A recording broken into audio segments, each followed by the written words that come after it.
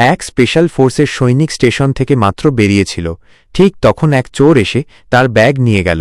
এমন সময় একটা মেয়ে এসে ছেলেটিকে বলল, আপনার ব্যাগ চুরি হয়ে গেছে। ছেলেটি হাসি মুখে বলল, কোনো সমস্যা নেই, সে নিজেই এসে দিয়ে যাবে। চোর ব্যাগ নিয়ে গাড়িতে উঠে বসল। চোরের কোনো ধারণাই ছিল না সে কার ব্যাগ চুরি করেছে। গাড়িতে চোর তার সাথীকে গর্বের সাথে বলতেছিল, চুরি করার সময় লোকটা এতটাই ভয় পেয়ে গিয়েছিল যে একটুও নড়াচড়া করেনি।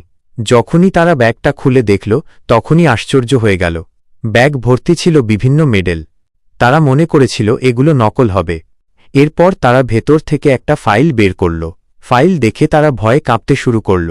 এমন সময় তারা হেলিকপ্টারের আওয়াজ শুনতে পায়। তখনই তাদের গাড়ি থেমে যায়।